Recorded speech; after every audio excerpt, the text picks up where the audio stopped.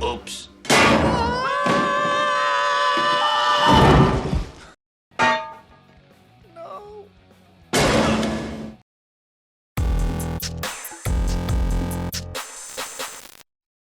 안녕하세요.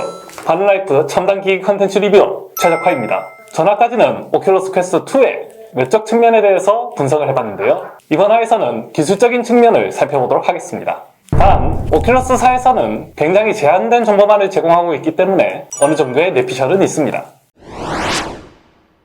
첫 번째로 다뤄볼 것은 바로 일체형 LCD 패널입니다. 물론 오큘러스에서 패널 생산자에 대해 직접적으로 언급한 적은 없지만 일반적으로 JDI 것이라고 추측을 하고 있습니다. 그렇게 추측되는 이유는 첫째로 JDI의 카탈로그에 이미 32픽셀로 끝나는 특이한 VR 전용 패널이 있었다는 점이고요. 둘째로는 JDI의 IR 자료를 보면 비모바일 부문에서 VR 쪽 매출이 증대되었다고 언급이 되어 있습니다. 세 번째로 중국발 자료를 보면 그 VR 패널의 수요처가 오큘러스라고 언급이 되어 있죠. 굳이 왜 오큘러스사가 JDI사의 패널을 사용하게 되었을까요? 보통의 패널들은 이제 16대 9나 4대 3 같은 비율들을 많이 사용하죠. 이런 패널들은 수요가 많기 때문에 공급도 안정적이고 가격도 저렴하죠. 문제는 모바일 LCD 패널, 즉 5인치대에서는 4K 해상도의 스마트폰이 잘 없다는 점입니다. 갤럭시 S 시리즈만 보더라도 최신작에서도 아직 2K급에 머물고 있죠. 이런 일반적인 패널을 쓰기엔 해상도가, 그리고 해상도를 신경 쓰기엔 가성비가 문제가 되는 상황이 된 겁니다.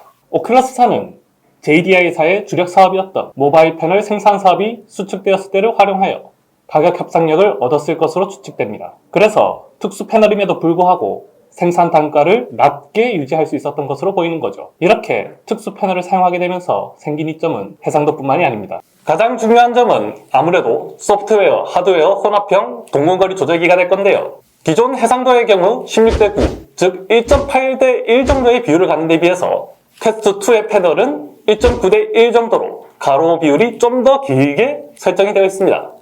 그 늘어난 가로 비율을 통해서 렌즈와 렌더링되는 화면만 움직여서 동공거리 조절을 실현하였죠. 기존에 독립되어 있던 두 개의 패널과 렌즈를 통해서 만들었던 기능을 소프트웨어 융합을 통해서 개선했다고 말씀드릴 수 있겠습니다.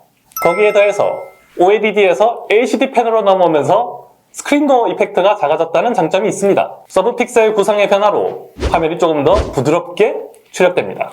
물론 OLED 패널에 비해서 안부 표현이나 색감 쪽에서 밀리는 점도 있지만 그래도 일반적인 사용에서는 전혀 문제가 없는 수준이죠. 이제 사적으로 패널 얘기 나온 김에 주사율 얘기를 하자면 퀘스트 1 같은 경우엔 스냅드래곤 835의 사양 제약으로 인해서 72Hz에 머무르고 있었죠. 그리고 퀘스트 2는 발매 당시엔 XR2의 최대 성능보다 약간 떨어지는 90Hz를 지원하였습니다. 그리고 최근에 업데이트로 120Hz를 지원하게 되었죠. 근데 특이한 점은 120Hz가 생각보다 체감이 안 된다는 의견들이 많습니다. 그 이유는 제가 보기엔 두 가지가 있다고 봅니다. 첫째로 VR 기기에서 말하는 고주사율이 일반적인 게이밍 모니터에서 말하는 고주사율과 차이가 있기 때문입니다. 이제 여러 가지 패널들을 초당 960프레임으로 고속 촬영을 해봤는데요. 이게 144Hz짜리 랩탑용 LCD 패널인데 백라이트가 꺼지지 않고 연속적으로 화면이 보이는 것을 확인할 수 있습니다. 다음은 이제 90Hz를 활용하는 PC VR 장비 오큘러스 CV1인데요. 조명 깜빡임은 있어도 양안을 동시에 보여주는 것을 확인할 수가 있습니다. 그리고 이제부터 퀘스트2의 90Hz 화면인데 우에서 좌로 이미지가 스쳐 지나가는 듯한 모습을 보이고 있습니다. 그래도 단시간 내에 양쪽 눈에 화면을 보여준다는 점은 CV1과 비슷하다고 볼 수 있겠죠. 그런데 120Hz에서는 전혀 다른 양상을 보여줍니다. 위의 사례들처럼 양안에 화면을 보여주는 게 아니라 한쪽 화면을 보여주고 잠깐 꺼진 다음에 다른 눈에 화면을 보여주는 방식을 채택하고 있습니다. 출력 자체는 120Hz를 달성한 게 맞는데 뇌의 보정을 전제로 하다 보니 여전히 잔상이 많이 발생합니다. 대표적인 예로 에코VR에서 포인터를 빠르게 흔들면 포인터와 포인터 사이에 잔상이 남아있는 걸 확인할 수 있습니다.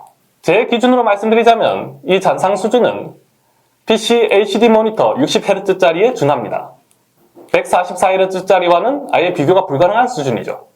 둘째로는 기기 성능 자체의 문제인데 오큘러스사에서 스스로 만든 에코 VR조차도 웬만하면 120프레임 방어가 안 됩니다. 심지어 실프레임 자체가 90에 머무르는 경우가 태반이죠. 결론적으로 퀘스트2가 120Hz를 달성한 것은 사실입니다. 그것도 굉장히 특이하게 일체형 패널을 쌍패널처럼 활용을 했죠. 초점 렌더링이나 여러가지 최적화 기술이 더해졌겠지만 그래도 굉장히 넘사벽에 가까운 기술력으로 평가할 수 있겠습니다. 이렇게 늘어난 프레임을 기반으로 입력을 받게 될 건데 물론 영상 기반 추적은 60Hz에 머무르지만 주가 되는 IMU 추적은 500Hz가 넘기 때문에 조금 더 자연스럽게 행동이 반영될 수가 있게 되었죠. 거기에 더해서 HCI적으로 계속해서 인간의 인지 능력을 파악하고 조금씩 개선된 모델을 제시하는 것도 굉장히 존경스러운 모습이라고 생각합니다. 물론 본격적인 게이머들이 바라던 그 고주사율은 아니지만 일반인들에게 좋은 VR 경험을 제공할 정도는 된다는 것이죠. 정리하자면 합리적인 가격으로 마련한 LCD 패널에 첨단 기술들을 더해서 효용을 극대화했다라고 평가할 수 있겠습니다. 이제 다음으로 다뤄야 될 건 소리가 되겠죠. 오큘러스 퀘스트 시리즈들을 보면 자체 오디오 모듈이 굉장히 작다는 것을 확인할 수 있습니다. 이 정도 사이즈면 해봐야 2W에서 5W 정도의 출력을 기대할 수 있겠죠. 그런데 심지어 이게 밀폐형도 아니고 개방형입니다. 그럼에도 불구하고 음향은 생각보다 훌륭한 수준을 보이고 있죠. 그리고 이것을 가능하게 한 것이 바로 HRTF 기술입니다. 이 기술은 여러가지 상황에 대한 시뮬레이션을 딥러닝으로 학습하여 위상차, 벽반사, 그리고 심지어 고의존도까지 반영해 실제에 가깝게 음향이 들리도록 왜곡을 해줍니다. 유사한 기술로는 플레이스테이션 5에 도입된 템페스트 오디오가 있죠. 이러한 HRTF 기술이 기존 가상 입체 음향 기술들과 어떤 차이가 있느냐에 대한 질문이 많은데 기존의 가상 음향은 수동형에 가깝습니다. 음원이 있으면 거기에 일괄적으로 음장을 추가하는 정도에 불과하죠. 그리고 사실상 지향점이 실감이 아니라 공간감에 가깝습니다. 반면에 HRTF 기술은 음원을 능동적으로 분석해 출력 장치에 맞게 위상을 재배치합니다. 그렇기 때문에 출력 장비의 위치와 방향만 정확하다면 훨씬 더 실제 음향에 가까운 결과물을 낼 수가 있는 것이죠. 결론적으로 말하면 하드웨어의 제약을 기술적으로 극복해낸 사례라고 볼 수 있겠습니다. 이제 얘기해볼 건 연결성의 부분입니다. 퀘스트 시리즈에 USB Type-C가 도입된다는 것을 들었을 때 저는 저 나름대로 굉장히 기대를 하고 있었습니다. 그도 그럴만한 게 RTX 2000번대 그래픽카드에는 VR 전용 USB Type-C 포트가 추가가 됐었기 때문입니다. USB Type-C에 포함되어 있는 Alt-DP 기능을 이용하면 기존 PC VR 기기들처럼 무압축 영상 출력이 가능하고 더해서 남아있는 USB 2.0 메인을 통해 데이터 통신까지 가능한 그런 구조를 상상했었죠. 문제는 VR 열기가 식으면서 그래픽카드에서 해당 USB Type-C 단자는 없어졌고요. 그리고 일반적인 PC에서는 구조상 USB Type-C로 화면을 출력할 수가 없습니다. 이게 단순히 USB 단자의 모양이 문제가 아니라 그래픽카드 먹스 회로와 직접 연결이 되어 있어야 되기 때문이죠. 노트북 같은 경우엔 PCB 기판을 일체형으로 만들기 때문에 상위 모델에서는 여전히 볼 수 있는 내용이지만 일반적으로는 활용할 수 없는 기능이 되어버린 거죠. 그렇기 때문에 많은 사람들이 사용하는 것을 기대할 수 없게 된 겁니다. 그래서인지 오큘러스에서는 NVENC를 통해 영상을 압축하여서 USB나 와이파이를 통해 데이터 형태로 전송하는 방식을 택하게 됩니다. 물론 부작용도 있습니다. 기본적으로 인코딩을 활용해야 되기 때문에 많은 양의 비디오 카드 램을 캐싱해서 활용을 해야 되고요. 인코딩 과정상에서도 지연이 발생하기 때문에 정상적으로 렌더링이 되더라도 생각보다 무거운 느낌을 받을 수가 있습니다. 이게 역체감이 좀 강하죠. 그래도 앞서 말했다시피 활용성의 문제도 있을 뿐더러 R2DP 입력을 따로 받기 위해서 모듈을 추가할 경우에 기기 단가도 올라가기 때문에 이러한 선택은 굉장히 탁월했다고 생각합니다. 결정적으로 일반적인 사용에는 전혀 문제가 없다는 거죠. 여기서도 오큘러스사가 최고보다는 다수의 효용을 지향한다는 점을 확인할 수가 있습니다. 마지막으로 다룰 것은 앞에 나온 모든 내용들을 가능하게 한 중앙제어 장치 XR2 칩입니다. XR2 칩은 VR, AR 등 실감 장비를 위해 제조된 칩셋입니다. 그런데 이게 완전히 독립된 제품은 아니에요. 엄밀히 말하면 스냅드래곤 865의 파생형입니다. 스냅드래곤 865 같은 경우엔 플래그십 스마트폰에 사용이 된 칩이죠. 기반 제품에 대한 수요가 충분했기 때문에 원가 절감 또한 가능했을 것으로 예측이 됩니다. 그런데 이제 XR2 칩에서 중요한 점은 단순히 성능이 늘었다를 넘어서 적재에 적소에 맞는 특화점들을 많이 추가했다는 점입니다. XR2 칩이 등장하기 전에 사용하였던 스냅드래곤 835도 생각보다 좋은 성능을 보였습니다. 퀘스트 1과 홀로렌즈만 봐도 알 수 있죠. 그런데 문제는 퀘스트 2가 처리해야 될 연산이 엄청나게 늘어났다는 점입니다. 물론 재원상 XR2 칩의 성능은 스냅드래곤 835의 2배에 가깝습니다.